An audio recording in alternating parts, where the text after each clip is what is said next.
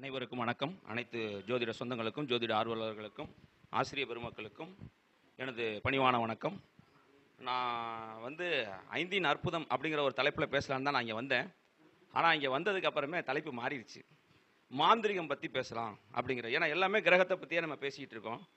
ஏன் எடுத்தேன் அப்படின்னு சொல்லி பார்த்தீங்கன்னு சொன்னால், செவ்வாய் இங்கேருந்து 4ஆம் பார்வையா இந்த வீட்டை பார்ப்பார். காலபுருஷனுக்கு இது 8ஆம் வீடு, அமானுஷ்யம் சொல்லக்கூடிய பாவம். அப்போ அந்த ஆவிகளை அழைத்து பேசும் முறை அப்படின்னு ஒன்று இருக்குது. ஆத்மாக்களுடன் பேசும் பயிற்சி முறைனே ஒன்று இருக்குது. நான் போய் அதை அட்டன் பண்ணியிருக்கிறேன். அதே மாதிரி மாந்திரிக கிளாஸ் அட்டன் பண்ணியிருக்கிறேன். நிறைய பேர் இந்த மே மாதம் ஜூன் மாதம் பார்த்துட்டிங்கன்னு சொன்னால், நம்மள்ட்ட கேட்குறது எல்லாமே யாரோ எனக்கு செய்வனை பண்ணிட்டான், ஏதோ பண்ணிட்டான், எனக்கு அதுக்கு மாற்று வழி என்ன, இதை தான் கேட்குறாங்க. நான் நிறைய கிளைண்ட்டுக்கு சொல்கிறது, அதை பார்த்து பயப்பட வேண்டாம். ஏன் அப்படின்னா, மந்திரங்கள் மொத்தம் 3 முறை தான். அச்சராந்தகம், அச்சராப்பியம், பீச்சை மந்திரம். இந்த 3 மந்திரத்தின் மூலியமாக தான் ஒன்று செய்ய முடியும். அச்சராந்தகம் அப்படிங்கிறது நம்முடைய இந்த மாதிரியான அனுபவம் மிகுந்த ஒரு ஆசிரியர்களால் நம்முடைய காதல சொல்லக்கூடிய தீட்சை மந்திரம் தான் அச்சராந்தகம். அதை நம்ம வெளியில சொல்லக்கூடாது. சொல்லியே நம்முடைய குருமார்கள் நமக்கு சொல்லி கொடுப்பாங்க. இது உனக்கு காப்பு மந்திரம், இதை நீ எக்காரணம் முன்னிட்டும் சொல்லக்கூடாது அப்படின்னு சொல்லி வைப்பாங்க. இதுதாங்க நம்முடைய சுவாமி மலை உருவான கதை உங்களுக்கு தெரியும்னு நினைக்கிறேன். மந்திரத்தை வச்சு தான் வந்துச்சு. பிரம்மாவுக்கு முருகனுக்கும் பஞ்சாயத்தானது மந்திரத்தை வச்சு தான். ஓம் என்னும் பிரணவ மந்திரத்துக்கு விளக்கம் தெரியல, நீ என்னத்தை போய் படைக்க போற அப்படின்னு சொல்லி முருகப்பெருமான் பிரம்மாவை சிறைபிடிக்கிறார். அப்ப ஈசன் கேட்கிறார், தந்தை கேட்கிறார், தந்தையே ஆனாலும் அது வேணும்னா மாணவனுடைய நிலையில் நின்று நீங்க கேட்டா அதை நான் சொல்றேன். தந்தைக்கு உபதேசம் செய்த ஸ்தலம் அப்படிங்கிற பேர்ல தான் சுவாமிமலை இன்றளவும் இருக்குங்க. இது அச்சராந்தகத்துக்கு சொல்லியாச்சு. அடுத்து அச்சராப்பியம். இப்ப இந்த 3 மந்திரங்கிறது 3ன்னு சொல்லிட்டேன். இந்த 3 எதுல பயணிக்கும் அப்படிங்கிறது அது ஒரு 4 இருக்கு. அதுக்கு ஒரு சட்டம் இருக்கு. அது ஒரு 4 சட்டம் இருக்கு. அதுல பிளானட் லா வரும், காஸ்மிக் லா வரும். இந்த மாதிரி அது ஒரு 4 சட்டம் இருக்கு. நமக்கு நேரம் குறைவா இருக்கிறதுனால நான் அந்த 3 மந்திரத்தை இப்போ நான் முடிச்சுக்கிறேன். அடுத்த ஒரு வாய்ப்பு வரும்போது அதை நான் சொல்றேங்க. இதுல பார்த்தீங்கன்னா white magic, black magic, productivity magic, அதே மாதிரி ப்ரொடக்ஷன் மேஜிக், டிஸ்ட்ராக்டிவிட்டி மேஜிக் அப்படின்னு சொல்லிட்டு, அதாவது அழிப்பு மந்திரம், தயாரிப்பு மந்திரம், காப்பு மந்திரம், அதே சமயத்தில் தூய மந்திரம், அதான் ஒயிட் மேஜிக். இப்படி அந்த வழியில தான் அந்த மந்திரத்தை செய்ய முடியுங்க. இது அச்சராந்தகம் பார்த்துட்டோம். அச்சராப்பியம் அப்படிங்கிறது நம்ம தினமும் கேட்கக்கூடிய சுப்பிரபாதங்கள், கந்தசஷ்டி கவசங்கள், நம்ம படிக்கக்கூடிய எல்லாமே அச்சராந்தக மந்திரத்தில் வந்துடும். இது பொதுநிலை மனிதர்களுக்கு பயன்படும், அவ்வளோதான். அடுத்து இந்த பொதுநிலை மந்திரம் அப்படிங்கிறது நம்ம சரியான முறையில் பிரயோகிக்கும் போது தான் வரும். அதனால தான் நம்ம சித்த புருஷர்களும் சரி, நம்முடைய முன்னோர்களும் சரி, அந்தந்த மந்திரத்திற்கு ஒரு முத்திரையை கொடுத்து அந்த மந்திரத்தை செய்ய வச்சாங்க. ஒவ்வொரு முத்திரைக்கும் ஒவ்வொரு விதமான பலன் உண்டு. காரணம் என்ன அப்படின்னா, இந்த 5 விரல்ல என்ன இருக்குங்க, இந்த பிரபஞ்சம் இருக்குங்க. அதுதான் சொல்றாங்க, அண்டத்தில் உள்ளது இந்த பிண்டத்தில் உள்ளதுங்கிறான். பிண்டம்னா மனிதனுடைய உடல். ஒரு குழந்தை பிறக்கும் போது பிண்டம், அது சத்தம் கொடுக்கலன்னா அது பிண்டம் தான். சத்தம் கொடுத்தாதான் அது ஜீவன். அப்ப இந்த அண்டத்தில் இருக்கக்கூடிய நெருப்பு, நிலம், காற்று, நீர், ஆகாயம்ங்கிற அந்த பஞ்சபூத தத்துவம் நம்மளுடைய 5 விரல்ல இருக்குங்க. அதனாலதான் ஒவ்வொரு முத்திரைகளும் ஒவ்வொரு விதமான வேலைகளை செய்யக்கூடிய தன்மையை கொடுக்குதுங்க. இப்ப இந்த அச்சராப்பியம்ங்கிறது இந்த வேல் விருத்தமா இருக்கலாம், மயில் விருத்தமா இருக்கலாம், அல்லது சஷ்டி அதை பத்தி இருக்கலாம், அல்லது பெருமாளை பத்தின நாமங்களை பிரயோகம் பண்றது, இந்த மாதிரி நாம் நமது வாய் வழியாக சொல்லக்கூடிய மந்திரங்கள். இது பகிரங்கமா நீங்க ஓப்பனா சொல்லிடலாம், அதுல பிரச்சனை கிடையாது. அதே சமயத்துல பீச்சை மந்திரம், இதுதான் சமஸ்கிருதமும் தெலுங்கும் கலந்த மாதிரி வரும். இதை எல்லாரும் உபயோகப்படுத்த முடியாது. உபயோகப்படுத்தினால் அதனுடைய பாதிப்பை அவர்கள் சந்திப்பார்கள். அதுல தான் எந்திரம் எழுதும் முறை, தகடு போட்டு தரோம் அப்படின்னு சொல்றாங்கல்ல, அந்த தகடு போடக்கூடியது இந்த பீச்சை மந்திரத்தின் மூலியமாகத்தான் போட முடியும். இதைத்தான் அவங்க கொடுக்கும்போது என்ன கொடுக்குறாங்க, தூய மந்திரம், ஒயிட் மேஜிக் அப்படின்னு சொல்றாங்க, பிளாக் மேஜிக் அப்படின்னு சொல்றாங்க. இப்ப ஒருத்தருடைய செயல், இப்ப பாத்தீங்கன்னா இந்த அமைப்பு படியே இதை ஒண்ணா எடுத்துக்கங்க. மேஷம்,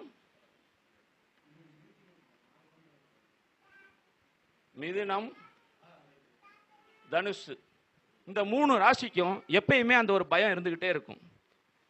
ஏன் அப்படின்னா காலபுருஷனுக்கு 8ஆம் வீட்டுக்கு மேச ராசி 8ஆ வரும். அதே மிதுன ராசிக்கு 6வது வீடா வரும். தனுசுக்கு 12ஆ வரும். அப்ப இவர்களுக்கு இந்த ஒரு பய உணர்வு எப்பயுமே இருந்துகிட்டே இருக்கும். ஒரு சின்ன காய்ச்ச தலைவலி வந்துட்டாலும் பக்கத்து வீட்டுக்காரன் ஏதோ பண்ணிட்டாங்க, எனக்கு ஏதாவது பண்ணி கொடுங்க, ஒரு தாயத்து போட்டு கொடுங்க, ஒரு தகடு போட்டு கொடுங்க அப்படிங்கிற ஒரு நிலைப்பாடு, ஒரு குழப்ப நிலை இவர்களுக்கு இருந்துகிட்டே இருக்கக்கூடிய ஒரு நிலை இருக்கும் அப்படிங்கிறத இங்க வந்து சொல்லலாம். இன்னைக்கு சந்திரன் போயிட்டு இருக்கக்கூடியது அனுசங்கிற சனி பகவானுடைய நட்சத்திரத்துல. அப்ப இந்த அனுச நட்சத்திரத்துல சந்திரன் போகும்போது இந்த சனி என்பது இந்த பிளாக் மேஜிக்கு பெரிய லெவல்ல உதவி செய்யக்கூடிய தன்மையா இருக்கும். அப்ப இந்த மேஜிக், இந்த ஒரு பாதிப்புல, இந்த மாந்திரிகத்துல பாதிக்கப்பட்டு இருக்காங்க அப்படின்னு நமக்கு தோணுது அப்படின்னா, ஆயுதங்களை பூமியை நோக்கி காட்டக்கூடிய தெய்வ வழிபாடுகளை இவங்க எடுத்துக்கும் போது அதுல அவங்களுக்கு வந்து ரெக்கவரி கிடைக்கும் அப்படிங்கறத இந்த இடத்துல பதிவு பண்ணிக்கலாம். உக்ரகாளி, பத்ரகாளி வரமாட்டாங்க, உக்ரகாளி வருவாங்க. ஆயுதங்களை பூமியை நோக்கி காட்டக்கூடியது. அந்த மாதிரி தெய்வங்கள் அந்த மாதிரியான வேலைகளை செய்யக்கூடிய, அதுல இருந்து அவங்கள ரெக்கவர் பண்ணக்கூடிய ஒரு தன்மை இருக்கும் அப்படிங்கிறத சொல்லலாம். இப்ப அதுல ஒருத்தவங்க பாதிக்கப்பட்டு வர்றாங்க அப்படின்னா நடக்கிற தசாபுத்தியை நம்ம அவசியம் பார்த்துக்கணும். அவங்கள நம்ம ரெக்கவரி பண்றோம்னு சொல்லி நம்ம போய் அதுல மாட்டிக்க கூடாது. எப்பயுமே எந்த ஒரு நபரையும் அவர்களை தொடாம ஒரு காரியம் செய்ய முடியாது. நீங்க எல்லாமே பார்த்திருப்பீங்க, எப்படினாலும் கேட்டிருப்பீங்கல்ல. ஒருத்தருக்கு செய்ய போனோம் அப்படின்னா என்ன கேட்பாங்க? என்ன சார் கேட்பாங்க? அவங்களுடைய போட்டோ கேட்பாங்க, அவங்க உபயோகப்படுத்தின துணி கேட்பாங்க, இல்ல அப்படின்னா அவங்களோட காலடி மண்ணு கேட்பாங்க, இல்ல அப்படின்னா ஐயா சொல்ற மாதிரி முடி கேட்பாங்க, இல்ல அப்படின்னா அவன்கிட்ட பேசிக்கிட்டே இப்படி தேய்ச்சி அவனுடைய அழுக்கு கேட்பாங்க. இப்படி நம்மளை தொடாம நம்மளை யாராலையும் எதுவுமே செய்ய முடியாது. இதை முதல்ல நம்ம தெரிஞ்சுக்கணும். அழுக்கு உங்ககிட்ட பேசிட்டு உங்க கையை கொடுத்துட்டு இருக்க மாதிரி அப்படி தேய்ச்சிட்டு அதை அப்படியே எடுத்துருவாங்க. அப்படிலாம் இருக்கு சார். இது என்னுடைய அனுபவம். என்னுடைய குருநாதரோட நான் இருந்தப்ப என்னுடைய ஒரு அனுபவம். கனரா பேங்க்ல மேனேஜர் அவருக்கு ஆல்ரெடி ஒரு குடும்பம் இருக்கு. ஒரு முஸ்லீம் பெண்ணு அவரோட ஒரு இணக்கமாகறாங்க, அவரை எனக்கு வசியம் பண்ணி கொடுக்கணும் அப்படின்னு கேட்குறாங்க. அப்போ எங்கள் குருநாதர் சொல்கிறாரு, அவரோட ஸ்பெம் எடுத்துகிட்டு வந்துட்டேன்னா உனக்கு பண்ணி கொடுக்குறேங்கிறாங்க. அந்த அம்மாவை எடுத்துகிட்டு வந்து கொடுத்தாங்க, பண்ணி கொடுத்தாரு சார். 15 வருஷம் அவர் மனைவி பிள்ளைகளை விட்டுட்டு இந்த அம்மா கூட அவர் இருந்தார். ஆனால் 15வது வருஷம் அந்த ஒரு பீரியடு போட்டு தான் அதை செய்ய முடியும். எந்த நம்ம ஒரு தாயத்து கொடுக்குறோம்ல, அந்த தாயத்துக்கு எத்தனை நாள் வேலியபிள்? ஒரு கயிறு கட்டுறோம்ல, அந்த கயிறுக்கு எத்தனை நாள் வேலியபிள்? அது குறிப்பிட்ட கால அளவு தான், அதன் பிறகு அது வேலை செய்யாது.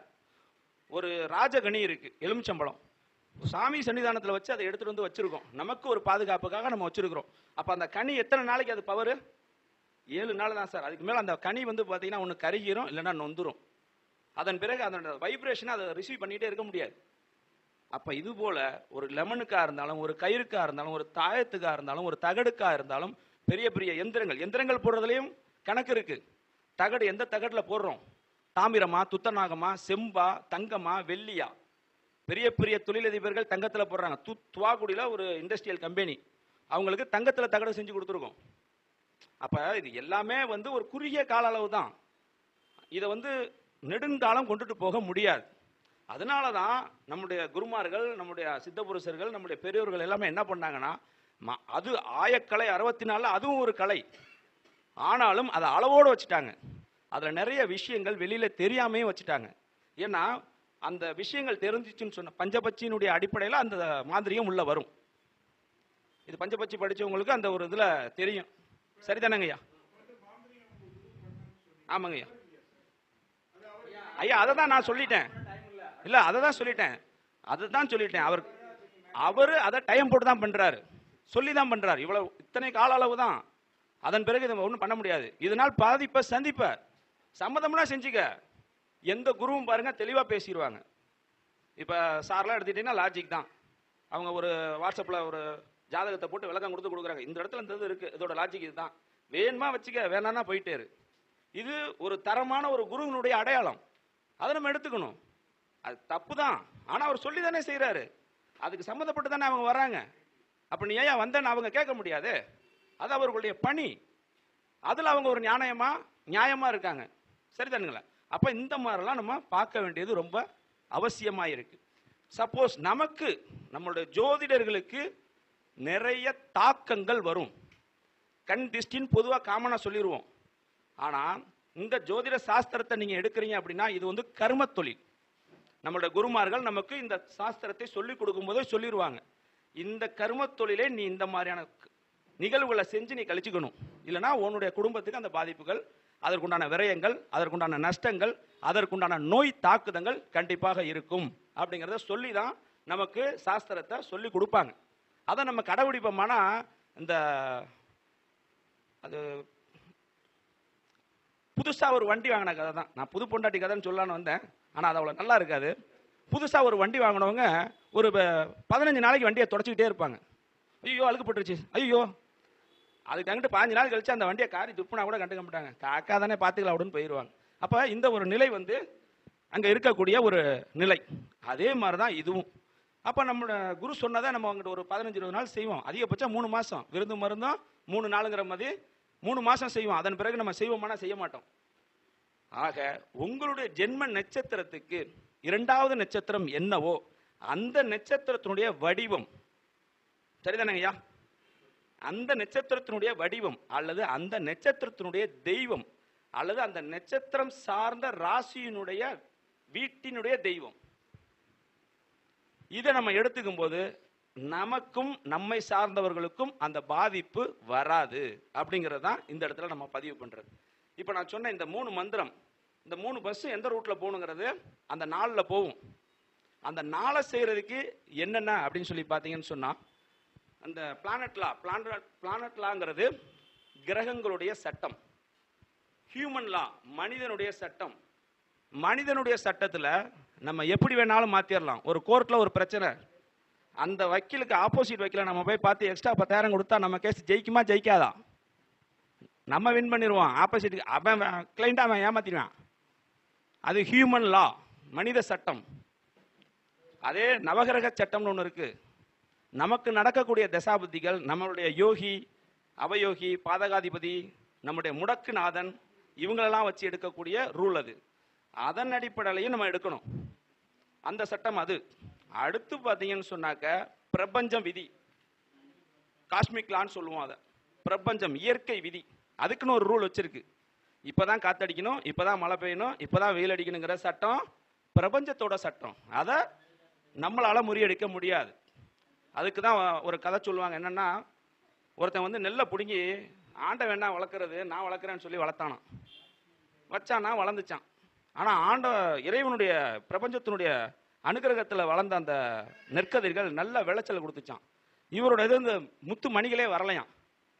திருப்பி போய் கேட்டானா, என்ன நீங்கள் செஞ்சதானே நானும் செஞ்சேன், நீங்கள் வளர்த்த மாதிரி தான் நானும் வளர்த்துருக்கிறேன், அப்புறம் என்ன அப்படின்னு சொல்லி கேட்கும்போது, நீ வளர்த்த விதம் வேற, எந்த நேரத்தில் என்ன அதுக்கு தேவையோ அதற்கு தகுந்த பருவ காலங்களில் அதை நான் செஞ்சேன், நீ ஒரே மாதிரி செஞ்ச, அதனால உனக்கு வளரல. இதுதாங்க மாந்திரிகம். அந்த பருவ காலங்கள் அதனுடைய கால அளவுகளை தெரிஞ்சு நம்ம கையை வச்சோம்னு சொன்னா நம்ம ஜெயிக்க முடியும். இல்லை அப்படின்னு சொன்னா நம்ம ஜெயிக்க முடியாது அப்படிங்கிறத நம்ம மனசுல வச்சுக்கணும். எல்லாருக்கும் இந்த இடத்துல ஒரே ஒரு இது, நம்ம என்ன அன்னதானம் முடிஞ்சா பண்ணுங்க, முடியலையே பண்ணாதீங்க. சரிதானே சார்? உங்க ரோல் எடுத்துக்கிட்டேன். முடிஞ்சா பண்ணுங்க, முடியலையா பண்ணாதீங்க. ஆனா எங்கெல்லாம் மீன் இருக்கோ அந்த மீனுக்கு தீவனம் கொடுத்துருங்க, பொறி கொடுங்க, பச்சரிசியை வெள்ளத்தோட கலந்து அரைச்சு கொடுங்க. இந்த மாதிரிலாம் கொஞ்சம் எடுத்துக்கங்க. ஏன் அப்படின்னா, பெருமாளுடைய அவதாரத்தில் ஒரு அவதாரம் மச்ச அவதாரம். அதனால் அதை நம்ம செய்யும் போது 3 ஜென்ம பாவம் தீர்க்கப்படுதுங்கிறாங்க, 7 தலைமுறை சாபம் தீர்க்கப்படுதுங்கிறாங்க. ஆக இதை நம்ம எடுத்துக்கிறது சிறப்பா இருக்குங்கிற பதிவை இந்த இடத்துல பதிவு பண்ணுவதற்கு எனக்கு உதவி செய்த பிரபஞ்சத்துக்கும், வாருங்கள் வளருவோம் சங்கத்தினுடைய ஆநிலையப்பனுடைய அனுகிரகம் பெற்ற ஐயா பாலகிருஷ்ணன் ஐயா அவர்களுக்கும், மேலும் எங்களுடைய ஆசிரியர் பெருமக்கள் அனைவருக்கும் கரம் கூப்பி சிரம் தாழ்ந்த வணக்கத்தை தெரிவித்துக் கொண்டு நன்றி கூறி வெளிப்படுகிறேன். மேலும் இது சார்ந்த அல்லது ஜோதிடம் சார்ந்த தகவல்கள் விளக்கங்கள் தேவை இருப்பின் 9092 16 02 97 இந்த எண்ணுக்கும் 755 815 64 23 இந்த எண்ணில் தொடர்பு கொண்டு பயனடைகிறேன் கேட்டுக்கிறேன். வாழ்க நலமுடன், உயர்க வளமுடன். குருவாழ்க, குருவே துணை.